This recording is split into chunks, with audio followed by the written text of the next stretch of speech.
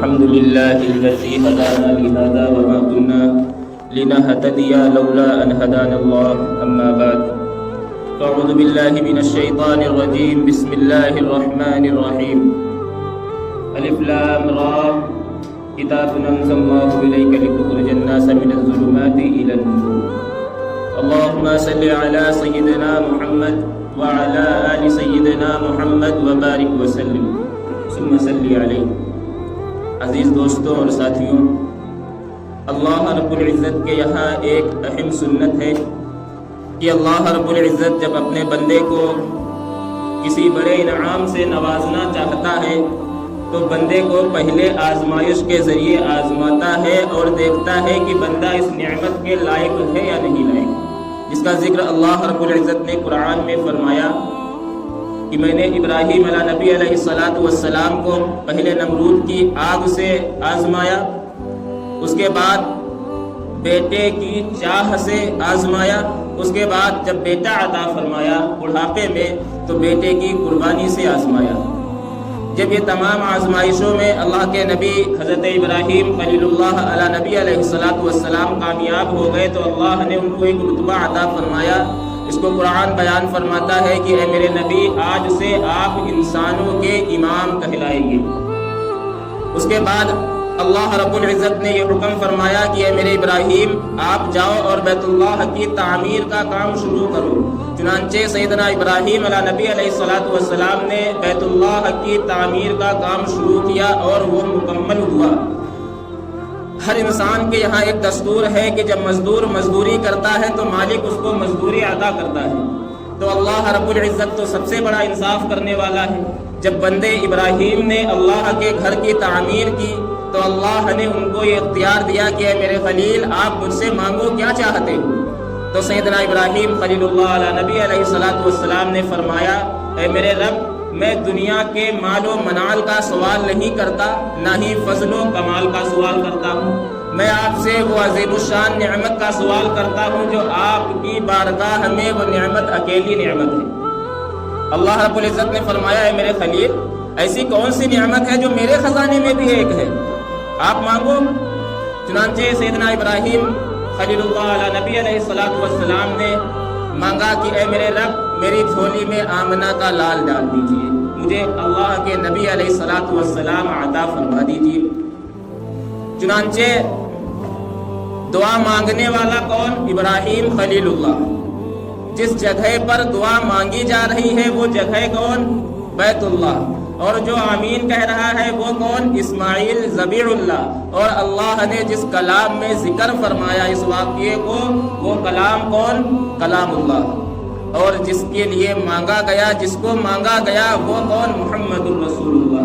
چنانچہ سیدنا اسحاق علیہ نبی علیہ السلام سے حضرت عیسیٰ علیہ نبی علیہ السلام کی نبوت کا تمام سلسلہ چلا، لیکن سیدنا اسماعیل ذبیح اللہ علیہ نبی علیہ السلام میں جب آخر میں تشریف لائے تو نبیوں کے امام حضرت محمد مصطفیٰ احمد مجتبی محمد الرسول اللہ تشریف لائے۔ اللہ کے نبی علیہ السلام کی بعثت سے پہلے، دنیا میں آنے سے پہلے اللہ کے نبی علیہ السلام کے خاندان کی 3 پیڑھیوں کو آزمایا گیا۔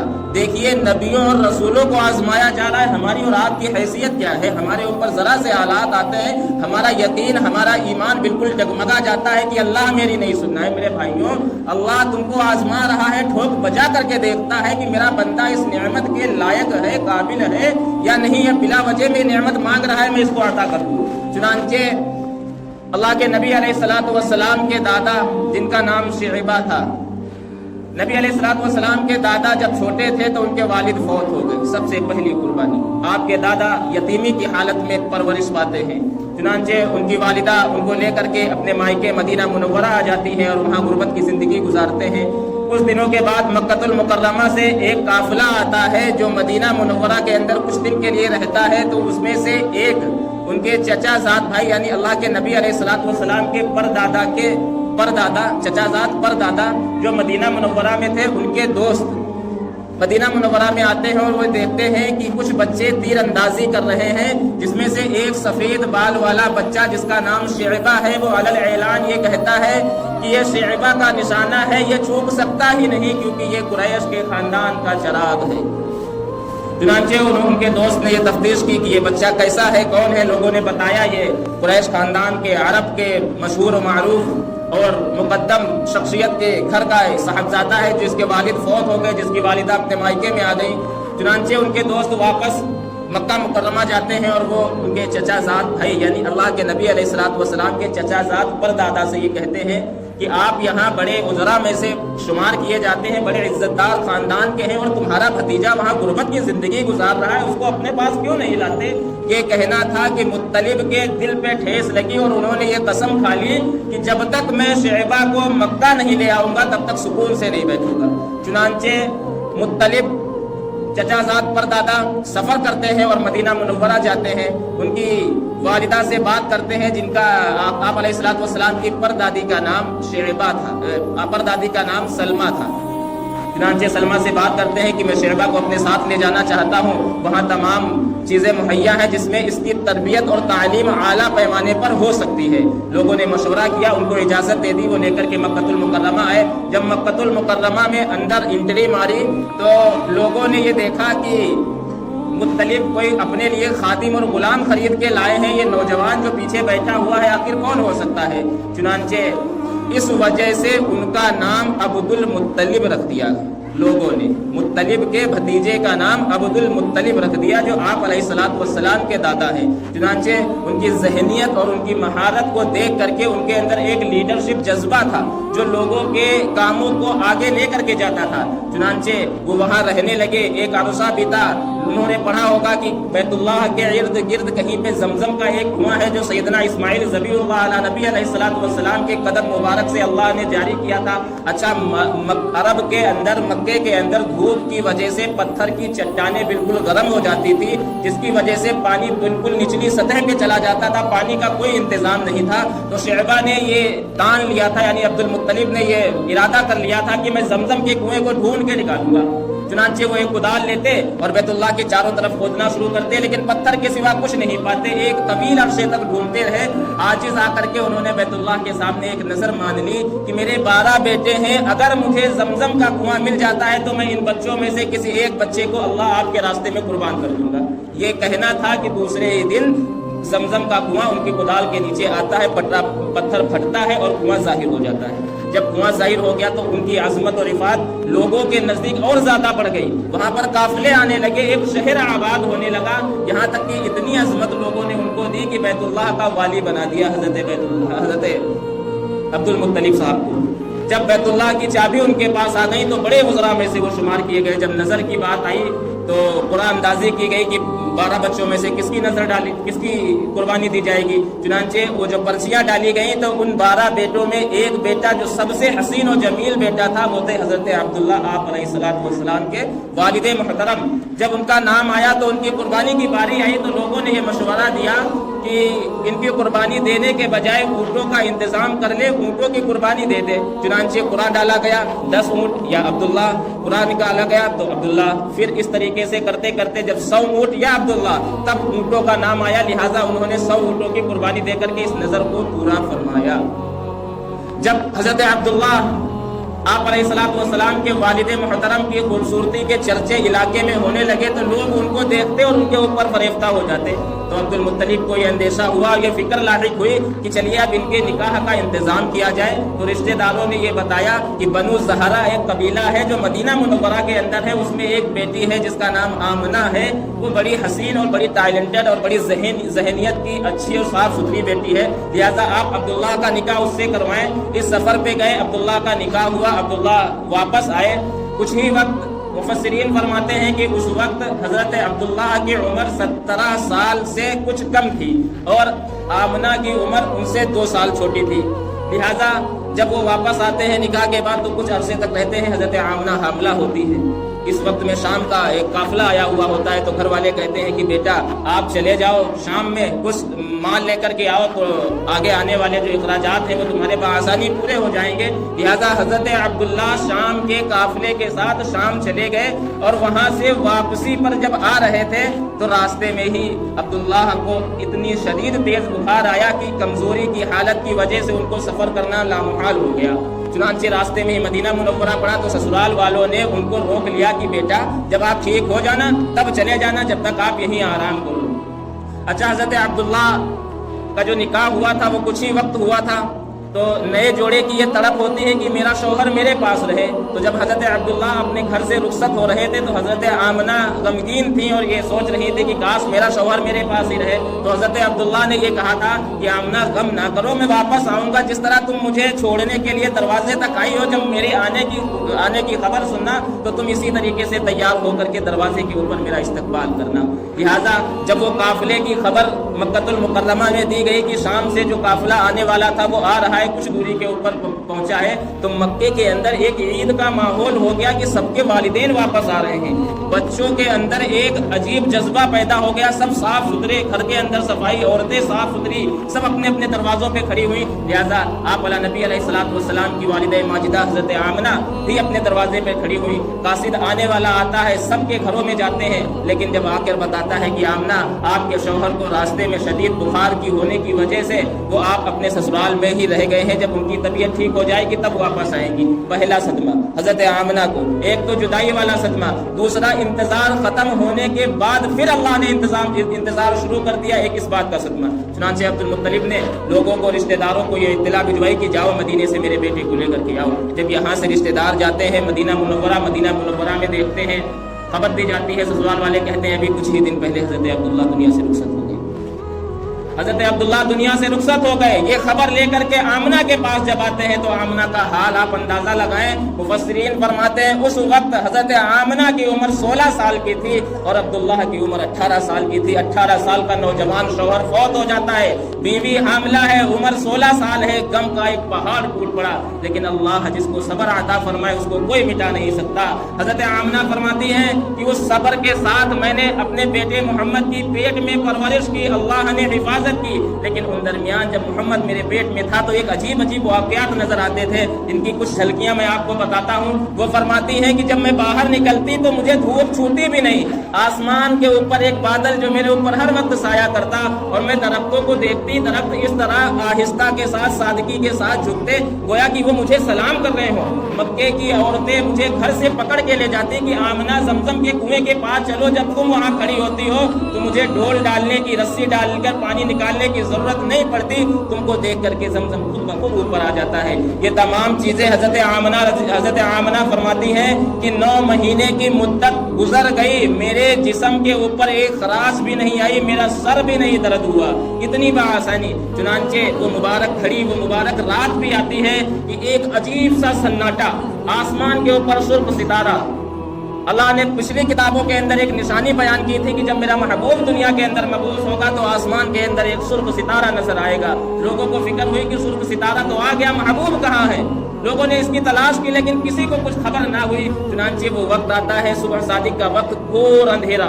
اس طریقے سے کوئی جب بڑی شخصیت آتی ہے تو ایک انسان جس کے گھر پہ جاتا ہے تو انسان کے سارے افراد، اس گھر کے سارے افراد اس کے آنے کی، اس کے استقبال کی فکر میں لگ جاتے ہیں۔ تو کائنات کا جب سردار دنیا کے اندر مبعوث ہو رہا تھا تو اللہ نے پوری کائنات کو استقبال میں لگا دیا، اندھیرا بالکل تاریک، کچھ نہ دکھے۔ حضرت آقا نبی علیہ السلام فرماتے ہیں کہ میری پیدائش کے روز میرے گھر میں غربت کا عالم یہ تھا کہ عبد المطلب میرے دادا کے پاس اتنے پیسے نہیں تھے کہ چراغ کے اندر تیل خرید کر کے ڈال سکتے، اور زیادہ اندھیرا۔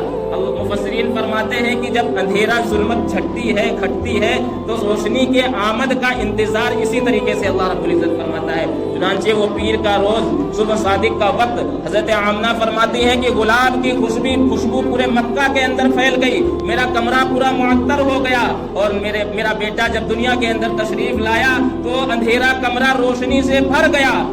छत फटी और अंदर धुआं भरा और गैब से ये आवाज आई, ये मोहम्मदुर रसूलुल्लाह है, ये मोहम्मदुर रसूलुल्लाह है, ये मोहम्मदुर रसूलुल्लाह है। आज जो इसके इत्तिबा कर लेगा वो दुनिया में भी कामयाब होगा और आखिरत में भी कामयाब होगा।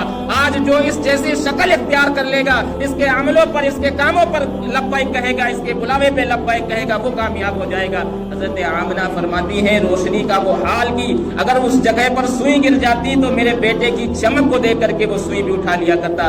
दाइया फरमाती है किताबों में लिखा हुआ आता है कि न हजरत आमना के जिस्म से एक कतरा गंदगी का निकला, न आका नबी अलैहिस्सलातु वस्सलाम के जिस्म मुबारक पर एक कतरा गंदगी का था, न ही अल्लाह के नबी अलैहिस्सलातु वस्सलाम के जिस्म मुबारक के अंदर कोई ऐब था। अल्लाह के नबी अलैहिस्सलातु वस्सलाम पैदाइशी खतना किए कि आए दुनिया के अंदर भेजे गए। अगर खतना दुनिया के अंदर होता तो लोग ये कहते कि ये नबी अलैहिस्सलातु वस्सलाम के अंदर ऐब हो गया, अल्लाह ने पहले ही बेऐब भेजा। चुनांचे नबी अलैहिस्सलातु वस्सलाम जब दुनिया के अंदर मबरूस हो गए तो एक अरसा बीता। अच्छा, वहाँ का एक रिवाज था, काफिले बाहर से आते थे तो बीमारियां आने का ज्यादा अंदेशा था और अरब वाले ये चाहते थे कि मेरे बच्चों की अरबी खलत मलत ना हो, लोगों के आने की वजह से दूसरी जुबानें ना सीखे, सिर्फ अरबी पे मुनहसिर रहे। लिहाजा कुछ गांव की गरीब औरतें आती थी जो बड़े लोगों के बच्चों को लेकर के जाती थी और उनको पालती थी 2 साल 4 साल 6 साल, और जब वो बड़े हो जाते थे तो फिर वो अमानत वापस कर देते थे। तो बनु साद एक कबीला है ताइफ के करीब में। बनु साद की 10 औरतों ने ये मशवरा किया, चलो अरब के अंदर कुछ बच्चे हैं जो उमरा और उजरा के हैं, बड़े लोगों के हैं, हम वहाँ चलते हैं, उनके बच्चों को लाएंगे, पालेंगे, और जब पालेंगे तो हमको इनाम मिलेगा। तो उसमें एक दाई हलीमा सादिया भी आती हैं, कहती हैं हाँ चलो। उनकी ऊँटनी कुछ इस तरीके से लांगर थी, गुर्बत की वजह से एक गधी थी, वो भी कमजोर थी। चुनांचे वो 10 औरतें चलती हैं, वो 9 औरतें तो पहले अव्वल वक्त में पहुंच जाती हैं मक्कतुल मुकर्रमा। उसमें जो बड़े बड़े घराने के बड़े बड़े बेटे होते हैं, बड़े बड़े बच्चे होते हैं, उनको तो वो फटाफट उठा लेती हैं। लेकिन जब बारी मोहम्मद रसूलुल्लाह की आती तो उनको देखती, कहती इसका बाप कहाँ है। आमना बताती कि ये जुर्र यतीम है, इसका बाप तो पैदा होने से पहले ही इंतकाल फरमा गया। वो औरतें कहती फिर हमको इससे क्या मिलेगा। अल्लाह अपनी बेटी, अल्लाह अपनी बंदी आमना के दिल पर और ज्यादा छोड़, किस तरीके से अल्लाह आजमा रहा है। आमना को यह अंदेशा होता काश आज मेरा खाविंद मोहम्मद का बाप जिंदा होता तो इसको ये कोई औरत ना कह के छोड़ के जाती कि इसका बाप जिंदा होता तो मुझे इनाम मिलता, ऐसे इनाम नहीं मिलेगा। ये दर्द पे दर्द क्यों दिए जा रहे हैं। अल्लाह को बताना था कि मेरे महबूब को किसी के सहारे की जरूरत नहीं, इसको उसका रब ही पालने के लिए काफी है। चुनांचे दाई हलीमा सबसे बाद में आती हैं, देखती हैं कि तमाम के तमाम बच्चे सभी औरतों ने ले लिए। जब आखिर में आती हैं तो कहती हैं कि एक बच्चा बचा है जो जुर्रे यतीम है। अच्छा, दाई हलीमा कहती है इतनी दूर से आई हूँ, लाइए लाओ देख ही लें। तो दाई हलीमा जब अंदर जाती है, नबी अलैहिस्सलातु वस्सलाम के चेहरे अनवर के ऊपर एक सफ़ेद कपड़ा पड़ा हुआ होता है। जब उस सफ़ेद कपड़े को हटाती है तो अल्लाह के नबी अलैहिस्सलातु वस्सलाम आँख खोलकर दाई हलीमा को देखते हैं और मुस्कुराते हैं। उस मुस्कुराहट के अंदर दाई हलीमा के अंदर वो मोहब्बत जागती है और दाई ये सोचती है, हलीमा सादिया ये सोचती है मुझे माल नहीं मिलेगा लेकिन कम से कम इस बच्चे की मुस्कुराहट ने जो सुकून दिया वो सुकून तो मुझे रोज मिलेगा। अपने खाविन से मशवरा करती हैं, वो आती हैं बाहर। इतने में अब्दुल मुत्तलिब घर के अंदर तशरीफ लाते हैं। दाई हलीमा बेसाख्ता देख करके ये कहती है कि मैंने देहातों के कई बच्चों को पाला लेकिन इतना हसीन और जमील, इतना बेदाग बच्चा आज तक मैंने नहीं देखा। हजरत आमना भी वहीं पे तशरीफ फरमाती है। हजरत आमना फरमाती है कि हलीमा आप तो देहात की रहने वाली हो, मैं शहर मदीना की रहने वाली हूँ, मैंने शहरों में ऐसा बच्चा नहीं देखा। अब्दुल मुत्तलिब फरमाते हैं कि मक्का तो तिजारत का गढ़ है, यहाँ पे ममालिकों से लोग आते हैं और मैं भी दूसरे मुल्कों में जाता हूँ, मैंने मुल्कों में ऐसा बच्चा नहीं देखा। अगर उस वक्त अल्लाह रब्बुल इज्जत से कोई पूछता तो अल्लाह रब्बुल इज्जत बेसाख्ता ये कहता कि मैंने दूसरा बनाया ही नहीं तो देखोगे क्या। सिर्फ वाहिद जात अल्लाह के नबी अलैहिस्सलातु वस्सलाम की है जो बाकमाल जात है, जिसके अंदर कोई ऐब नहीं, जो हुस्न का एक हुस्न खुद है, उसके सदके में हुस्न को हुस्न मिला है। चुनांचे दाई हलीमा लेकर के मोहम्मद रसूलुल्लाह सल्लल्लाहु अलैहि वसल्लम को बाहर ऊँटनी के पास आती हैं और वो चलने के लिए ऊँट को उठाया जाता है। दाई हलीमा आगे बैठती हैं, उनकी गोद में आका नबी अलैहिस्सलातु वस्सलाम होते हैं और उसके आगे चलाने वाला यानी उनके शौहर बैठते हैं। जब उनके शौहर आगे बैठ जाते तो ऊँटनी उठने का ही नाम ही नहीं लेती, फिर हटते फिर वो खड़ी हो जाती, फिर बैठते फिर वो बैठी रहती, फिर जब उठते तो फिर खड़ी हो जाती। चुनांचे उन्होंने दिमाग लगाया, अल्लाह ने उनके दिल के अंदर ये बात डाली कहीं ऐसा तो नहीं इस बच्चे की वजह से ये उठनी ना उठ रही हो। अल्लाह को ये सबक देना था कि जो अंबिया का इमाम उसके पीठ पीछे तुम कैसे खड़े हो सकते हो, कैसे बैठ सकते हो, ये हमेशा से आगे था, आगे ही रहेगा। ہمیشہ سے آگے تھا، آگے ہی رہے گا۔ صحابہ کرام اللہ کے نبی علیہ الصلوۃ والسلام سے پوچھتے ہیں یا رسول اللہ آپ کو نبوت سے کب سرفراز فرمایا گیا؟ اللہ کے نبی علیہ الصلوۃ والسلام فرماتے ہیں کہ ابھی آدم کی مٹی کے پتلے کو جمع بھی نہیں کیا گیا تھا، اللہ نے مجھے نبوت کے تاج سے نواز دیا تھا۔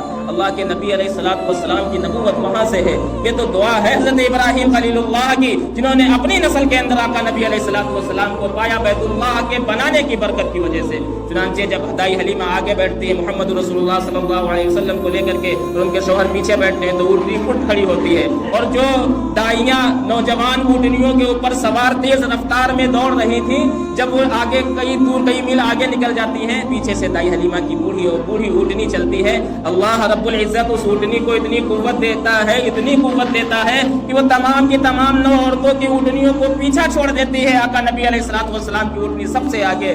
تو اس وقت عورتوں نے پوچھا کیا حلیمہ آپ نے اونٹنی بدل دی، کیا سواری بدل دی؟ تو دائی حلیمہ فرماتی ہے کہ نہیں، میں نے سواری نہیں بدلی بلکہ سوار بدل دیا ہے۔ آج ہمارے آگے محمد رسول اللہ صلی اللہ علیہ وسلم ہے۔ آقا نبی علیہ الصلوۃ والسلام کو لے کر کے جب دائی حلیمہ اپنے گھر پہنچتی ہیں تو ان کی بستی کے اندر دائی حلیمہ فرماتی ہیں کہ ایک خوشبو کا ماحول طاری ہو گیا، جیسے کہ کائنات ان کے استقبال کے لیے کھڑی ہو، اور پورے علاقے کے اندر گلاب کی خوشبو کی مہک آ رہی تھی۔ دائی حلیمہ فرماتی ہیں جو میری ادھیڑ عمر کی بکریاں جن کے پاس سے دودھ نکلتا ہی نہیں تھا، جب یہ بچہ لے کر کے میں گھر کے اندر جاتی ہوں تو وہ دیکھتی ہوں وہی بکریاں دودھ سے بالکل بھری ہوئی۔ ان کے شوہر فرماتے ہیں بے شک یہ بچہ بڑا برکت والا ہے، بڑا برکت والا ہے، بڑا برکت والا ہے۔ چنانچہ آقا نبی علیہ الصلوۃ والسلام کو وہاں پر 4 سال کی مدت تک دائی حلیمہ نے ان کی خدمت کی اور ان کو پالا پوسا۔ اس درمیان میں چند واقعات آتے ہیں۔ ان کی ایک بیٹی تھی جس کا نام شیما تھا، جو دودھ پیتی آقا نبی علیہ الصلوۃ والسلام کی بہن تھی۔ اس نے ایک دن دائی حلیمہ سے فرمایا اماں میں بکریوں کو لے کر کے نہیں جاؤں گی، میں اکیلے جاتی ہوں، پریشان ہو جاتی ہوں، لہذا مجھے کوئی ساتھی چاہیے۔ دائی حلیمہ فرماتی ہیں بیٹا میں بھی بوڑھی، تیرا باپ بھی بوڑھا، تیرے بھائی چھوٹا ہے، کس کو بھیج دوں میں تیرے ساتھ؟ جانا تو تجھے ہی پڑے گا۔ وہ سیما فرماتی ہے نہیں، میں اگر جاؤں گی تو اپنے بھائی محمد کو ساتھ میں لے کر کے جاؤں گی۔ دائی حلیمہ فرماتی ہے یہ چھوٹا سا بچہ تو اسے سنبھالے گی یا بکریوں کو سنبھالے گی؟ نہیں اماں مجھے سنبھالنا ہی نہیں پڑتا۔ اس وقت سیما فرماتی ہے کہ جب میرے ساتھ میرا بھائی محمد ہوتا ہے تو میرے ساتھ کئی واقعات پیش آتے۔ انہوں نے 3 باتوں کا ذکر فرمایا۔ ایک فرمایا کہ جب میرا محمد میرا بھائی میرے ساتھ بکریوں کے ساتھ جاتا ہے تو کبھی مجھے دھوپ نہیں لگتی، آسمان کا بادل کا ایک ٹکڑا جو ہر وقت ہمارے اوپر سائے کی طرح چلتا رہتا ہے۔ دوسری بات فرمائی جب کوئی راہب کوئی مسافر گزرتا ہے میرے بھائی کو دیکھتا ہے تو بڑی دعائیں دیتا ہے، کہتا ہے یہ بچہ بڑے مقدر والا ہے، یہ بہت بڑا انسان بنے گا، مجھے بہت خوشی ہوتی۔ اور تیسری بات فرماتی کہ اماں جب بکریاں اپنا پیٹ بھر لیتی، گھاس پھوس فٹافٹ کھا لیتی، تو جس جگہ میں اپنے بھائی محمد کو گود میں لے کر کے کھلاتی تو بکریاں چاروں طرف سے آ کر کے بیٹھ جاتی، اور میرے محبوب والا نبی علیہ الصلوۃ والسلام کو وہ دیکھتی اور میں اپنے بھائی محمد رسول اللہ کو دیکھتا، میں اپنے محمد رسول اللہ صلی اللہ علیہ وسلم کو دیکھتا۔ کیا پتا تھا کہ یہ زمانے کا امام ہے، کیا پتا تھا کہ یہ غمخاروں کا ایک ایسا ساتھی ہے، کیا پتا تھا؟ حضرت علقمہ فرماتے ہیں یا رسول اللہ آپ اتنا بے ساختہ ہو کر کے کیوں رو رہے ہیں؟ کون بھائی ہیں، کس سے آپ ملاقات کا ذوق؟ اللہ رب العزت سے بار بار یہ کہہ رہے ہیں کہ اے اللہ مجھے میرے چاہنے والوں سے جلدی ملا دینا، اے اللہ مجھے میرے چاہنے والوں سے جلدی ملا دینا۔ تو اللہ کے نبی علیہ الصلوۃ والسلام فرماتے ہیں علقمہ تم سب میرے صحابہ ہو، میرے چاہنے والے تو وہ ہوں گے جو مجھے بغیر دیکھے میرے اوپر ایمان لائیں گے، میرے کلمے کی میرے ایمان کے لانے کی وہ شہادت دیں گے۔ اور اللہ کے نبی علیہ الصلوۃ والسلام فرماتے ہیں کہ وہ مجھ سے بے ساختہ محبت کریں گے، اتنی محبت کریں گے کہ اگر اللہ ان کو یہ اختیار دے کہ اپنی اولادوں کو فروخت کر دو، بیچ دو، کاٹ کر پھینک دو، اس کے بدلے میں تم کو اپنے محبوب والا نبی علیہ الصلوۃ والسلام کی زیارت کرواؤں گا، تو وہ بالکل بھی گریز نہیں کریں گے، میری زیارت کے خاطر اپنی اولادوں کو قربان کر دیں گے۔ وہ نبی علیہ الصلوۃ والسلام جس کی پیدائش اتنی بابرکت، وہ نبی علیہ الصلوۃ والسلام جس کا بچپن اتنا بابرکت، تو آپ اندازہ لگائیں اس کی زندگی کتنی زیادہ بابرکت ہوگی۔ اس کے بعد 4 سال کی مدت پوری ہونے کے بعد آپ نبی علیہ الصلوۃ والسلام بکری چرا رہے تھے۔ اس درمیان میں فرشتے آتے ہیں، صدر صاحب چاک کرتے ہیں، سینے کو دل کو دھلا جاتا ہے۔ حضرت دائی حلیمہ کو خطرہ ہوتا ہے اور ڈر لگتا ہے کہ کہیں اس بچے کو کچھ ہو نہ جائے، امانت ہے، امانت کو واپس لے کر کے جاتا ہوں۔ چنانچہ دائی حلیمہ آپ کی والدہ حضرت آمنہ کے پاس لے کر کے آتی ہیں، اور اللہ کے نبی علیہ الصلوۃ والسلام 2 سال اپنی والدہ کے ساتھ میں بتاتے ہیں، 4 سال وہ 2 سال، آپ علیہ الصلوۃ والسلام کی عمر 6 سال۔ اللہ کے نبی علیہ الصلوۃ والسلام فرماتے ہیں کہ وہ 6 سالہ عمر میں میری والدہ کو یہ ذوق ہوا کہ لاؤ میں اپنے مائکے مدینہ منورہ جا کر کے آتی ہوں، بہت دنوں سے نہیں گئی، تو میں اپنی والدہ کے ساتھ، ایک باندی تھی جو ساتھ میں گئی تھی، میں اپنی والدہ کے ساتھ مدینہ منورہ اپنے ننیحال تشریف لے کر کے گیا۔ آقا نبی علیہ الصلوۃ والسلام فرماتے ہیں کہ نبی علیہ الصلوۃ والسلام کے والد وہیں ابوا کے مقام، وہیں پر ایک مقام ہے جہاں پر حضرت عبداللہ کی قبر تھی۔ اللہ کے نبی علیہ الصلوۃ والسلام فرماتے ہیں کہ جب میری ماں میرے والد صاحب کی قبر کے پاس پہنچی تو بے ساختہ رونے لگی، تڑپنے لگی، اور میں چھوٹا سا بچہ تھا، مجھے یہ نہیں پتا کہ وہ ہونٹ کیا کہہ رہے تھے، مجھے یہ پتا کہ میری ماں رو رہی تھی، میں نے ماں کو روتے ہوئے دیکھا تو میں بھی رونے لگا۔ جب اللہ کے نبی علیہ الصلوۃ والسلام کی والدہ ننیحال سے واپس آتی ہے، راستے میں شدید بیماری کی وجہ سے وہ بھی فوت ہو جاتی ہے ابوا کے مقام پر۔ ابھی آقا نبی علیہ الصلوۃ والسلام کے والد تو دیکھے بغیر ہی دنیا سے رخصت ہو گئے، لیکن 6 سال کا بچہ، والدہ ساتھ ہو، سفر کے اندر فوت ہو جائے، باندی اور والدہ، باندی اور محمد رسول اللہ، بس 2 لوگ، والدہ فوت ہو گئی، ابوا کے مقام پر آقا نبی علیہ الصلوۃ والسلام کی والدہ کی قبر مبارک بنی ہے۔ مفسرین فرماتے ہیں کہ باندی فرماتی ہے کہ جب میں نبی علیہ الصلوۃ والسلام کو لے کر کے بار بار چلتی تو میرا ہاتھ چھڑاتا یہ بچہ اور اپنی ماں کی قبر سے لپٹ جاتا کہ ماں آپ کہاں چلی گئی ہے مجھے چھوڑ کر، میں تو چھوٹا سا، میں اکیلا ہو گیا۔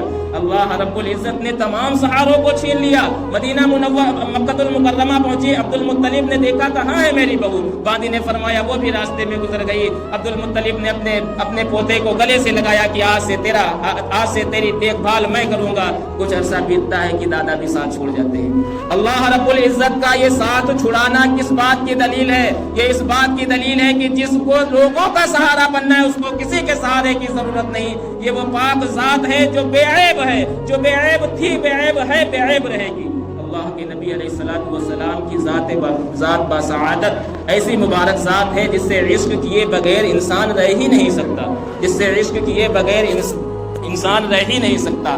آج یہ امت اسی محبوب علی نبی علیہ الصلوۃ والسلام کو بلائے ہوئے ہے، اسی نبی علیہ الصلوۃ والسلام کو ٹھکرائے ہوئے ہے۔ میرے پیاروں، دنیا ہو یا آخرت ہو، نبی کے بغیر گزارا نہیں ہو سکتا، خواہ وہ میدان محشر ہو۔ انبیاء کو بھی میرے محبوب کی امید سے میرے محبوب کی شفاعت سے حساب و کتاب شروع ہوگا، انبیاء ہو یا کوئی انسان ہو۔ ایسے ہی تھوڑی نہ نبی علیہ الصلوۃ والسلام کی امت میں آنے کے لیے دعائیں انبیاء علیہ الصلوۃ والسلام نے مانگی کہ اے میرے اللہ، مجھ کو نبی اور رسول نہ بنا کر کے محمد الرسول اللہ صلی اللہ علیہ وسلم کی امت میں پیدا فرما دینا۔ محققین اور عاشقان رسول فرماتے ہیں کہ جب اللہ اپنے محبوب کو بنا رہا ہوگا تو اللہ اپنے محبوب کی روح کو سامنے بٹھاتا ہوگا اور کہتا ہوگا اے میرے محبوب دیکھ تیری ناک اس طرح بناؤں، تیری آنکھیں اس طرح بناؤں۔ گویا کہ اللہ کے نبی علیہ الصلوۃ والسلام کو اللہ نے بنایا محبوب سے پوچھ کر، کائنات کے تمام نظام کو سجایا محبوب سے پوچھ کر، تو آخرت کے نظام کو بھی سجائے گا محبوب سے پوچھ کر۔ اللہ کا عشق، اللہ کے محبوب کے عشق، ان دونوں عشقوں کے بنا بندہ لاچار ہے، بیکار ہے، بیکار ہے، بیکار ہے۔ اگر ہم کو ان دونوں جہانوں میں کامیاب ہونا ہے تو ہم کو نبی علیہ الصلوۃ والسلام کی غلامی میں آنا پڑے گا۔ جب ہم غلامی میں آئیں گے تبھی تو صدیق بنیں گے، تبھی تو ہم غنی بنیں گے، تبھی تو ہم سخی بنیں گے، تبھی تو ہم فاتح خیبر بنیں گے، تبھی تو ہم بکری چرانے والے حضرت عمر رضی اللہ تعالیٰ عنہ کی طرح 40 لاکھ مربع میل پر سلطنت قائم کرنے والے بنیں گے۔ جب نبی کی قیادت ملے گی، جب نبی کی شفقت ملے گی تب ہم آگے بڑھیں گے، اس سے پہلے ہم کبھی نہیں آگے بڑھ سکتے۔ لوگ یہ سوچتے ہیں کہ ہم نبی کی سنتوں کو ٹھکراتے رہیں، نبی کے حکموں کو پامال کرتے رہیں، احکام فرضیت ادا کرتے رہیں اور ہمارا کام ہو جائے گا، ایسا کچھ نہیں ہو سکتا۔ اللہ تعالیٰ کہنے سننے سے زیادہ عمل کی